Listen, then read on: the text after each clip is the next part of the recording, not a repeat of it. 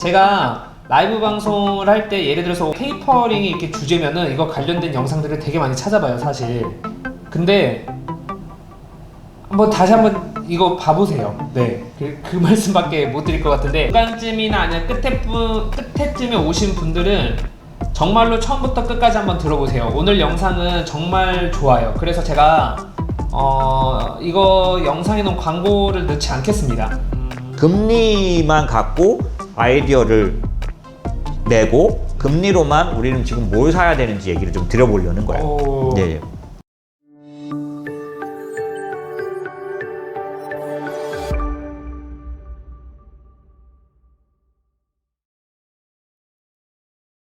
금리에 초점을 둔다고 하면 네네. 이제 우리가 봐야 될 게 이런 건데 우선 먼저 말씀드리고 싶은 게 있는데 저는 이번에 그 테이퍼링 때문에 테이퍼링을 예상하거나 테이퍼링의 두려움 때문에 혹은 테이퍼링이 일어날 거기 때문에 금리가 올라가는 폭이 과거보다 훨씬 작을 거라고 보는 편이에요. 근데 이유가 뭐냐면 지금부터 말씀드리는 게 사실 조금 중요한 내용인데 뭐냐면 연준이 과거하고는 다르게 우리가 말하는 그 금리, 그 기준금리, 그 다음에 지금 연준이 조정할 수 있는 그런 우리가 일반적으로 말하는 금리를 갖고 이제 통화 정책의 어떤 그런 그 정책을 펴는 거에 대해서 예전처럼 금리를 사용하지 않으려 하고 있다.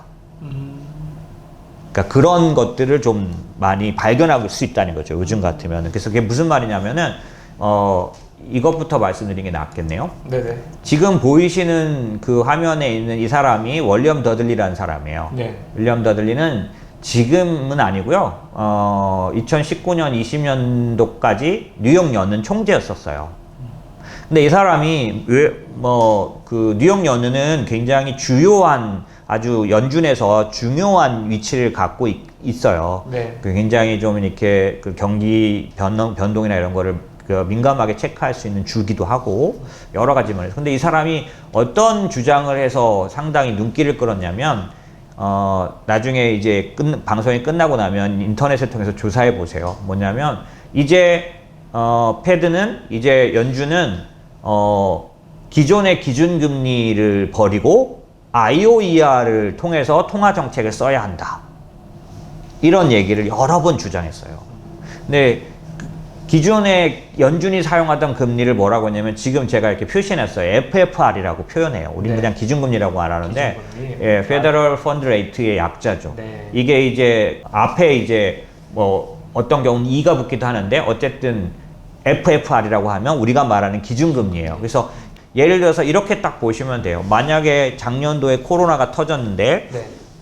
그 코로나를 수습하기 위해서 연준이 제일 먼저 했던 일은 뭐냐면 금리를 급속도로 내리는 거였었어요. 그래서 금리를 내리는 이유는 다 아시죠? 금리를 내렸을 때 돈이 풀려서 경기를 살려내는 역할을 할 수 있다고 믿는 거고 그게 이제 통화정책의 시작이에요. 네. 그죠? 그런 면으로 이제 금리를 내렸다면 또 반대로 만약에 유동성을 많이 풀어서 경기가 살아났어.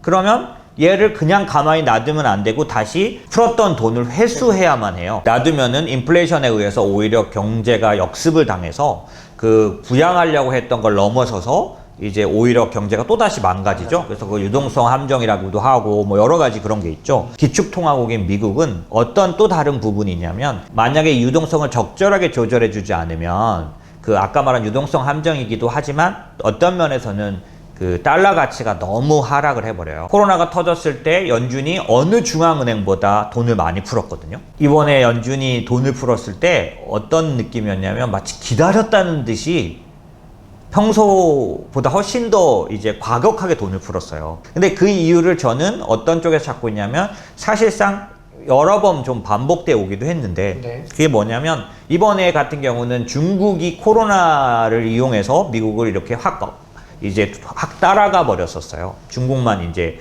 코로나로부터 1년간 좀 자유로웠기 때문에 미국은 거꾸로 트럼프 뭐 이런 영향이 있어가지고 거꾸로 네. 퇴보하고 있을 때 그거에 대해서 반대로 중국을 따라잡거나 이제 그 격차를 벌이기 위해서 과거에도 늘 사용했지만 경제 규모 자체를 확 키우고 싶은 거죠.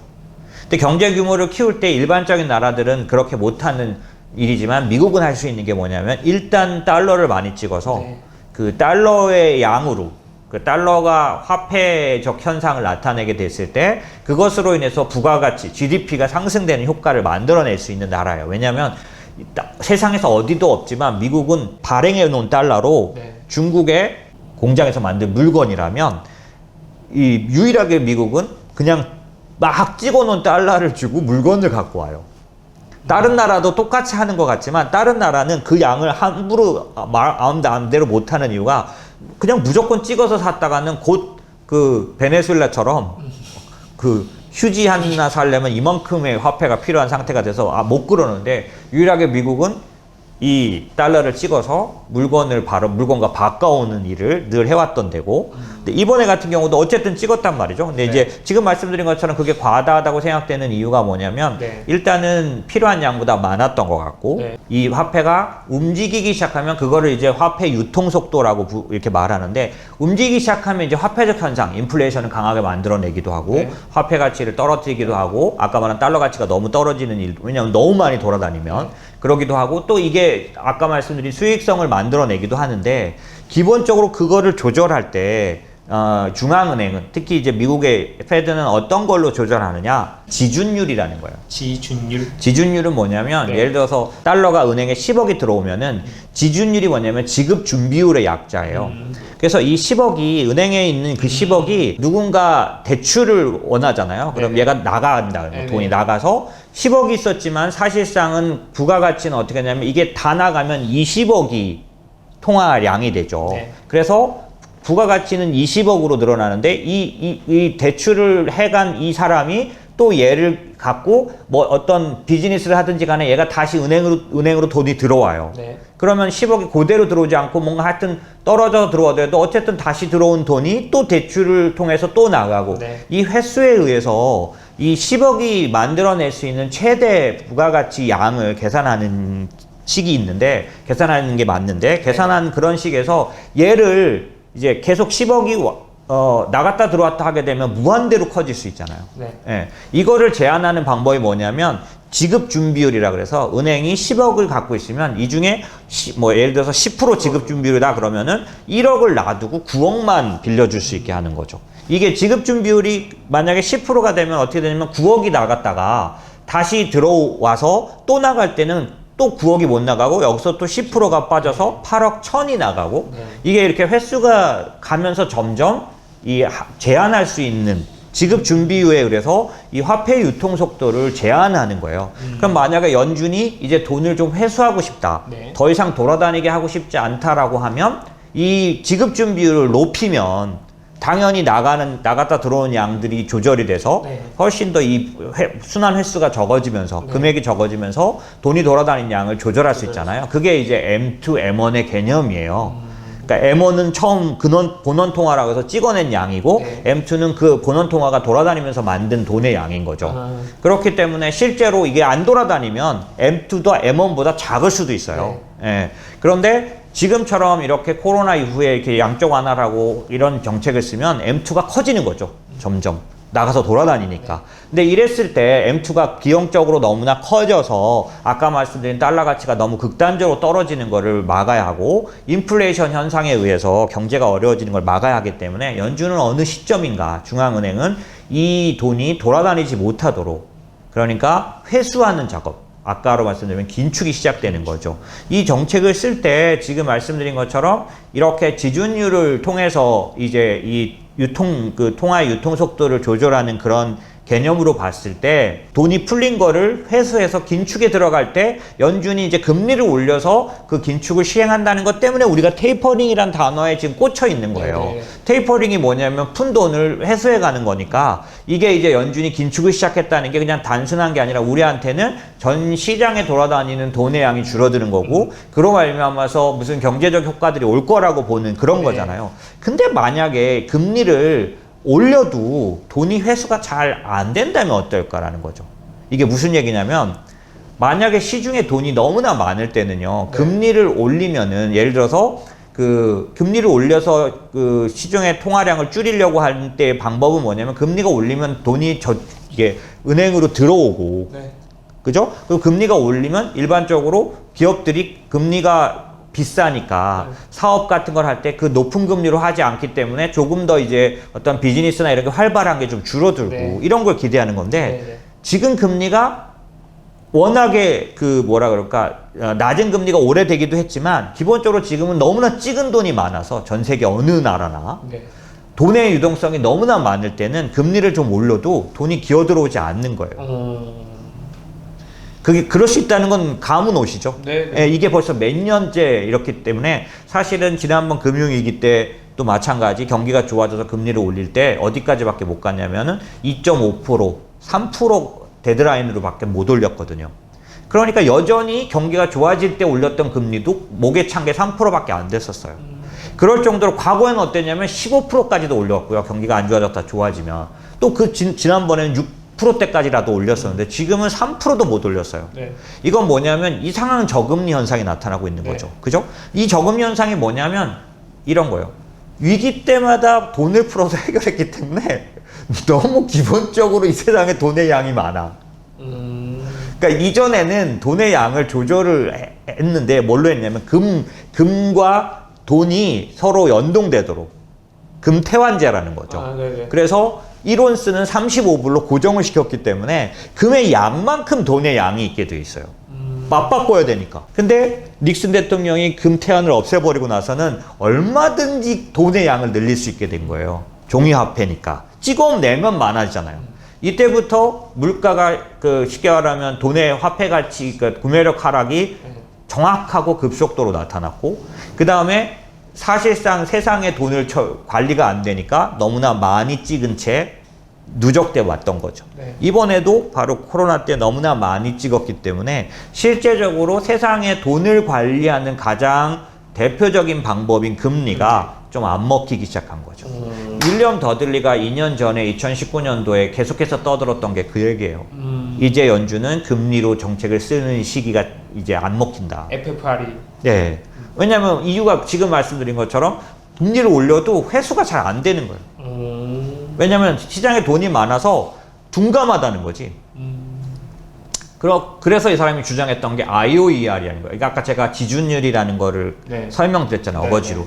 저 IOER은 Interest on Excess Reserve라 그래서 리저브예요, 쟤는. 그러니까 쟤는 지급 준비율처럼 쟤는 그러니까 리저브한 자금인 거죠. 그러니까 지급 준비금처럼 맡기는 돈이에요. 네. IOER은. 근데 맡기는 돈의 레이트인데 금리인 거죠. 무슨 얘기냐면 은행이 연준에게 돈을 맡기면 네. 이게 무슨 말이냐면 은행에 있는 돈을 내보내면 돈이 유통되는 거잖아요. 네. 그런데 이 돈을 대출을 안 내보내고 연준에게 맡길 수도 있거든요. 네. 우리로 말하면은 한국은행에 맡기는 네, 거죠. 네. 맡기면 금리를 준단 말이에요. 그 금리가 IOER이에요.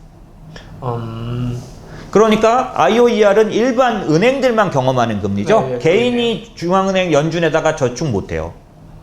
그죠? 네. 그러니까 은행이 저축하는 거죠, 연준에게. 은행이 저축해서 맡기면 주는 금리가 IOER인데 이게 왜 중요하냐면 만약에 IOER이 지금 연준의 FFR보다 더 높다면 그러면 은행들은 돈을 돌리지 않고 연준에게 맡겨버리고 싶은 거죠. 왜냐하면 돌리면 회수하는데 리스크가 없을 수 없으니까. 네. 안 돌리고 그냥 맡겨버리는 거예요. 그러면 돈이 어떻게 될까요?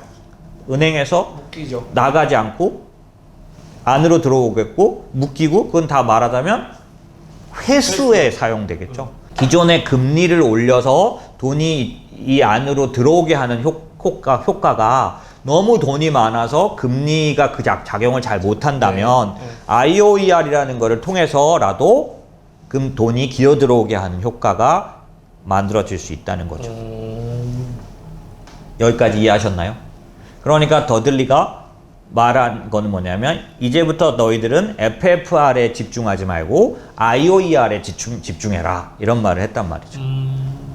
근데 이제 오늘은 거기다가 여기도 어려운데 RRP까지 제가 설명드리려는 거예요. 네네. RRP는 뭐냐면 리저브 레포 레이트라는 거고 이 현상 때문에 그런 거예요. 이게 지난주에 있었던 현상인데 네. 이게 이제 채권하는 사람들 이런 사람들은 다 이제 놀래 나자빠진 사건이에요. 이게 뭐냐면 영레포라는 건데 영레포는 어떤 거냐면 네. 레포가 뭐냐면 리퍼체이스 다시 사준다.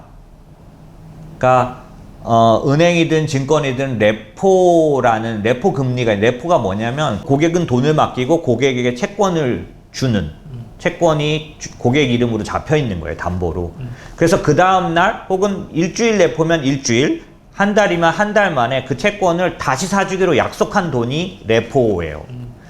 리퍼체이스니까.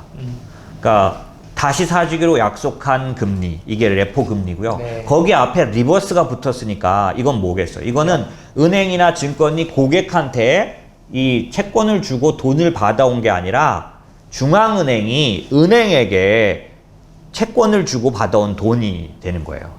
이건 반대인 거죠. 그러니까 아까 이제 레포는 뭐냐? 은행이 그 일반인들이 돈을 맡기면, 저축을 하면 담보로 채권을 잡는다는 건 생각 안 하셔도 돼요. 어쨌든 돈을 맡기면 주는 금리와 같아요. 이거 매일 금리라서, 우리도 지금, 저도 증권사에 있었지만 증권사에 RP라는 게 있어요. 네. 그건 뭐냐면 RP 금리는 그냥 하루만 맡겨도 돈을 줘요.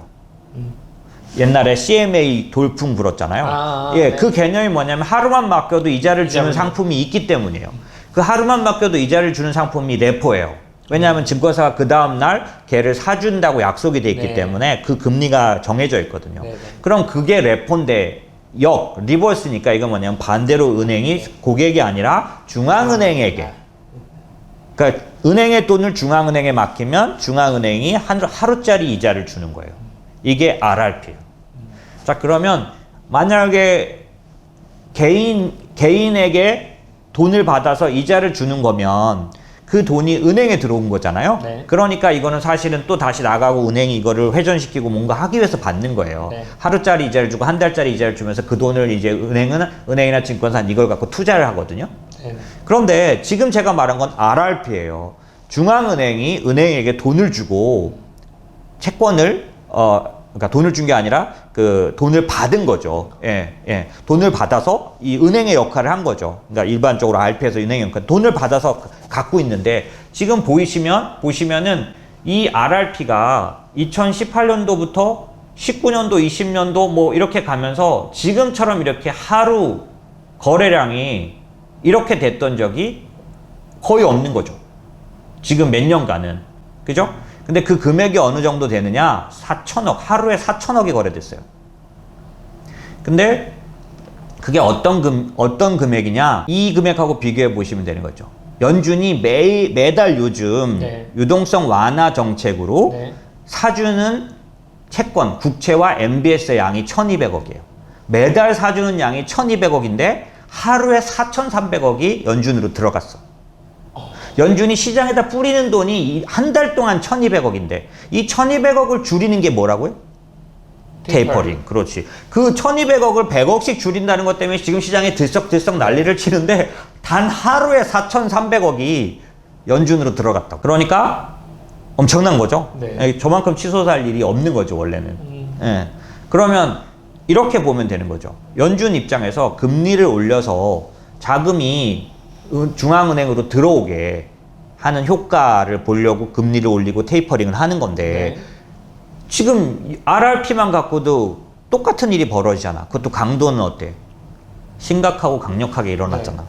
그러면 연준 입장에서는 아까 제가 말씀드린 IOER이나 RRP를 사용해서 시중에 있는 유동성을 흡수한다면 금리를 올려서 흡수하는 거랑 다를 게 없어요. 근데 효과는 더 강력해. 훨씬 더 강력하게 들어왔잖아요. IOER도 마찬가지. IOER 금리를 조금만 높여주면 은행들이 죽어라고 돈을 갖다 중앙은행에다가 들어가요. 그러면 시중에 돈을 흡수해서 시중의 유동성을 관리하는 목표는 달성하잖아요. 네. 그죠? 그러면 제가 지금 무슨 얘기를 하려고 한 거냐면, 지금 말씀드린 것처럼 연준 입장에서 보면 시장의 유동성이 과다해져서 네. 어려움, 인플레이션이라든지 혹은 그 이후에 오는 여러 가지 효과를 이제 조절하기 위해서 시장의 유동성을 흡수하는 게 금리 인상 혹은 그 전 단계 테이퍼링인데, 그 테이퍼링을 통해서 금리 인상까지 가는 그 기간 동안 하고자 하는 일을 IOR이나 RRP를 통해서 똑같이 할 수 있다면 분산되겠죠. 네. 그리고 혹은 금리 인상이 가져오지 못하는 어떤 정확한 효과도 얘들은 좀 더 정확한 결과를 내게 되겠죠. 그런 면에서 벌써 몇 년 전부터 연준은 IOER이라든지 RRP, 특히 IOER에 대해서는 연구가 방대하게 이루어졌어요. 아까 제가 더들리라고 그 얘기를 한 것처럼 연준 이사들은 이미 벌써 2, 3년 전부터 연준은 이제 IOER에 집중할 거다. 왜? 금리가 예전처럼 가동을 안 하니까. 왜 그렇다 그랬죠? 너무나 돈을 많이 풀어서 양적 완화를 오랫동안 해왔기 때문에 시중에 돈이 너무 많은 탓에 기본적으로 얘가 돌아다니면서 부작용만 일으키는 거야. 효과적인 유동성 관리 대책으로 IOER이나 RRP가 나오기 시작했다. 이제 지금 제가 그 얘기를 왜 드리는 걸까요?